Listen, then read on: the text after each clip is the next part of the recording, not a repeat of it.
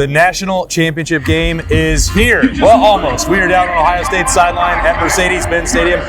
Buckeyes will be here in a few hours, but we are ready to get the pregame keys rolling already. It's Jeremy Birmingham. I'm Austin Ward, and we are joined for the first time on a pregame keys by Bobby Carpenter. So, Bob, on a game day, the first question is always, what's the vibe? Well, the vibe in here, I mean, if you're getting any of that ambient music, we've got an in-game DJ, which is going to be key to keep that energy high. I know Berm's pumped about it. Love it. But it's a little chilly down here. The North, I think, brought the weather with them, so the Atlanteans probably aren't feeling it so much. But guys from the North, it's not all that bad. Doesn't seem like it slowed down the tailgate. Both Notre Dame fans and Ohio State fans already out in downtown Atlanta. I think it's going to be a great atmosphere in here, as it should be. I mean, this is the national championship game and two of the most prestigious programs in college football. This is what it's all about. I mean, it's Ohio State and Notre Dame. How could you ask for anything bigger? I'm sure that, to Bob's point, I'm sure the people down here in the South would prefer to have Alabama or Georgia or somebody else affiliated, but this is real football, not that pansy SEC football that can't win big games. Yeah, well, Can't win big you games. do have to earn your way here. I mean, come on, Bob. It's been how many years since an SEC team has been in the national championship game? I mean, you're not wrong. I mean, it's been back-to-back years now. Michigan claiming it last year, going to go to another team from the North. I think we did see that balancing a little bit. I watched the Notre Dame team beat Georgia, who's the class of the SEC, and honestly look more athletic and better than them on defense, which was the first time I'd ever seen that. Yeah, and the SEC tried to expand its reach with Texas, and then Ohio State handled that in the Cotton Bowl as well. These two teams, I just don't, there's no argument against it. We all know what happened on November 30th for the Buckeyes, and Notre Dame suffered a pretty embarrassing loss in September, but by no means would that disqualify or discredit the national champion who had to win 4 games, including one, no matter how it slices. They're going to have to beat another great team tonight. You have earned this title. You look at this Ohio State schedule from Oregon on. You're talking Oregon. You're talking an Indiana team that was in the playoff. You're talking a Penn State team that you're playing that was in the semifinal. And then you go on that playoff run. I mean, it is the most difficult schedule that I've ever seen in Ohio State history. You took some lumps in there, but once this team got some momentum, once they got going, you've really seen how they've been able to thrive. Ryan talked about how they played slow early on. Well, it seemed like once they got to the playoff, Austin, like, forget the play count, forget the rep count. Let's shift it from second to fourth. We're going to just skip that third, and we're going right there, and we're getting rolling. You've been around the team, again, more than most people get to be. Do you think in any way that the sloppy nature of the Texas game has eliminated the chance of this team maybe riding a little bit too high on its own farts? You know?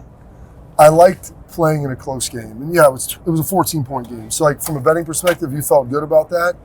But it's a one-possession game on the 1-yard line for the win. And Ryan always said, what has he said all year? Leave no doubt. Knock them out. Knock them out. Don't let them score. And then you get into some 2-minute, you've got to make a field goal. You're relying on all kinds of nonsense. They did that. Jack Sawyer made the play. They stepped up and were able to get that done. And I love that that's a tight game because I do believe when you play in tight games, like, it hardens you. And so, as much as I love the Tennessee and Oregon game, we're all cheering in the second half. Like, your story's already written. It's fun and it's a celebration. You got to be battle tested. You've got to be battle hardened. Playing that Penn State game, playing in the Oregon game, like all of those things I think prepared this team. Hell, even the Nebraska game where you had to come back. Like, their adversity is good. And so, like you said, I think it leveled that out a little bit. There were things they could have cleaned up. Turnovers, a little bit on the O-line. The penalties. Big thing. And then, honestly, always improving on the special teams. Yeah, I think that's where key number one has to start for me. If Ohio State eliminated those penalties against Texas, that game would have looked very different, in my opinion. Can't prove it. It's a hypothetical, but those drives would have been sustained, and it felt like Ohio State had a very good plan for how to attack Texas. And when they got out of their own way, you know, they strung together the beautiful championship drive there in the fourth quarter to beat Texas. We know the way that they started the game on the front foot. It's easy to say, well, if you don't turn the football over and you don't commit penalties, like, you're going to win most games. But I think that that's maybe primarily true for what you're talking about with tempo and the number of plays, Bob, like going out there and being aggressive. And if you play clean early on, it feels to me like Ohio State can assert itself against a Notre Dame team that just looks a little banged up and lethargic, just walking around. We'll see in pregame warmups if that continues. Maybe it won't at all, and I'll have been off base when that. But either way, Ohio State is more talented, and if they play cleaner, they can jump on Notre Dame early. I'm sure Marcus will have his team amped up and fired up and ready to go. The little bit of lethargy we saw on Saturday probably has had a chance to move on 2 days later. I'm going to steal my first key of something you and I were talking about yesterday morning at breakfast in the media lounge. it's about keeping Notre Dame in third and long situations. If Ohio State is able to keep Riley Leonard in must-throw situations, I don't see a path for Notre Dame to win this game. If it gets into 3rd and 3s, 3rd and 2s all day long for Notre Dame, and the ability to eat clock and the ability to shorten this game, then all of a sudden what is a clear talent advantage from Ohio State, in my opinion, gets mitigated because Notre Dame is able to play the game they want. And we have seen Ohio State in this playoff run dictate terms. That is what they've done. And if they let Notre Dame do that today, then I will be surprised. But I think it's just about getting Notre Dame in 3rd and long situations. And that's one of my keys as well, because if you look at this, you said Riley Leonard, he's really good. He only had 30 yards rushing the last game on 18 carries. Nothing to write home about. But if they need 3, he gets 3.5. If you need 1, he's getting 1.5. He's going to get you the first down. He'll get you the goal line. I could see them pressuring a lot on first down to try to push those 2nd and long situations. So then they're having to throw. You have to get back into a 3rd and manageable. And so to dovetail off of that, like the defensive line pressure, what you're going to see with them and their ability to control the line of scrimmage against the Notre Dame front, that I think the biggest untold story is how beat up they are. Yeah. And Ohio State suffered their own. So I'm not going to, no one's throwing a pity party for them. But one team is not dramatically healthier than the other. But Ohio State, at least their guys have been set and locked in place, and they've done a heck of a job. So, yes, that third down is going to be set up by, I think, those 1st and 2nd downs in the defensive line. How much of this is just what the defensive line has done different since the playoffs started is they have really been much more disciplined. Jack and JT on the edge. They're not doing what they did all early season, running past the quarterbacks and letting guys step up. They're playing much more controlled. They tighten down their alignments a little bit. And Jack and JT aren't these crazy speed rushers. They're big, they're physical guys. And so that extra half step, like that makes the difference. That's the difference between getting to Quinn Ewers and maybe him getting the ball out. Right. So tightening down those alignments.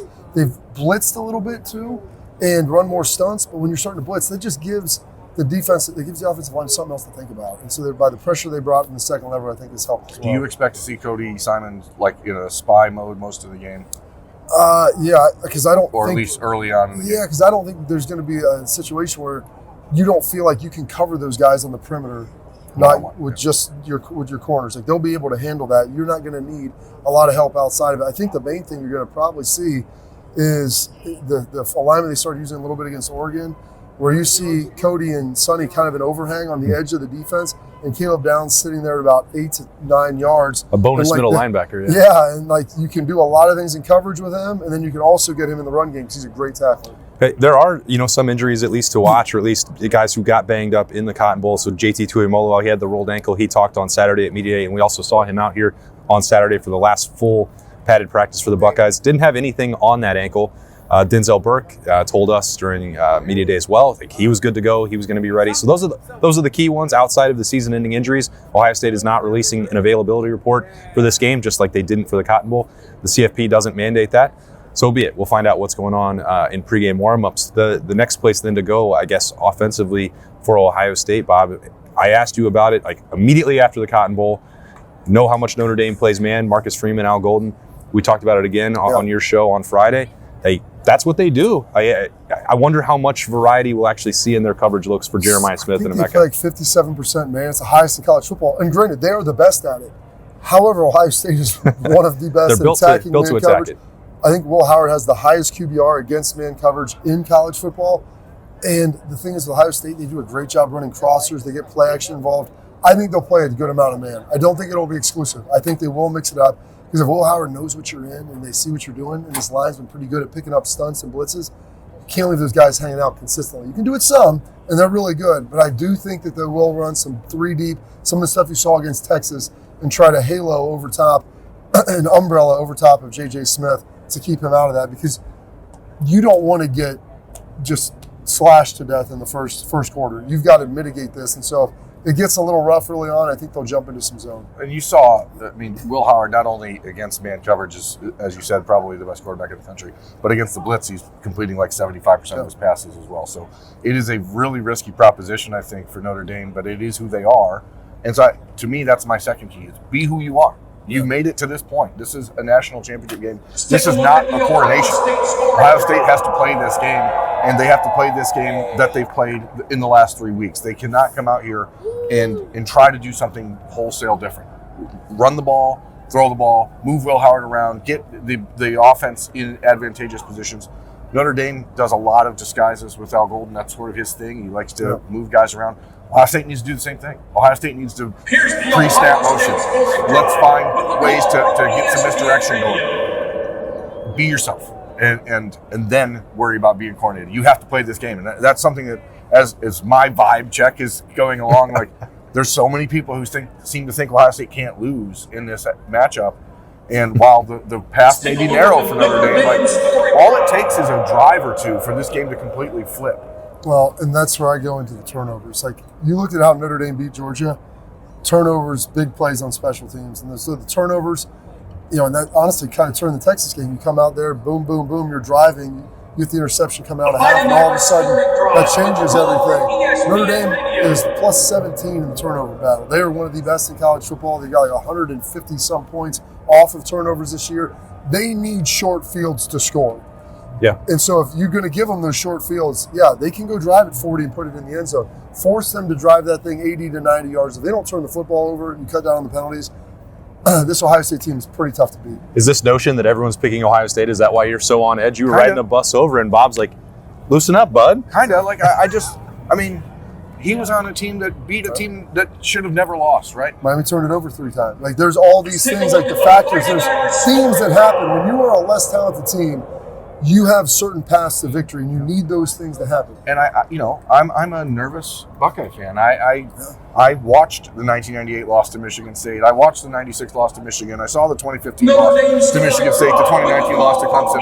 All of these things where you're like, no effing way did that just happen, and then it did. So you're due for some luck, is what you're saying. Eventually, you like to think that the ball will bounce a different way. But for Ohio State in this setting, it's about making sure you're playing the game that you've played and not allowing yourself to get caught up in the fact that it's the national championship. You can't come out here and play uptight. You have to let it all loose. Let it all hang loose, buddy. It's been 10 years since the Buckeyes have won one. It was also the first year of an expanded version of the college football playoff. I'm trying to think about, how crazy snap judgments would have been that night in Dallas 10 years ago.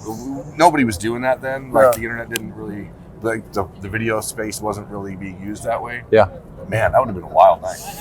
I would have loved to have seen you do it then, but I guess maybe there's a chance that you'll get to make up for it. We're going to do one way or the other. 10 years later on Snap Judgments. That will be after the game. We'll also have a version of the Notebook on the podcast. Full coverage of this one coming your way. Great to have Bobby Carpenter jump in for a little pregame keys for the first time. This was fun. Are you nervous or are you just ready? No, I'm excited. I don't get You're nervous covering the first games. kickoff, you said. People ask me if I'm ready to go. I'm like, ready for what? To stand there, to like cheer, to get excited? Have they ever asked you to do like the uniform stuff? I did the uniform stuff. It was one like 16 and 17. I'm getting old, Bert. You don't want the old guys. They still have Raymond Harris doing it or something, Oh, right? yeah. I don't know. Is that true? He's older than you. It's also true. Right. So, well, kickoff is fast approaching. Bobby's going to do a bunch more hits, and we'll see what happens afterwards. Kickoff fast approaching. It's going to be a long build up here and then a fun one. It's going to go fast. We'll see what happens in Ohio State, Notre Dame in Mercedes-Benz Stadium. It is tonight. That's Bobby Carpenter and Jeremy Birmingham. I am Austin Ward. These have been the pregame keys. Enjoy the game, folks. We'll talk to you afterwards.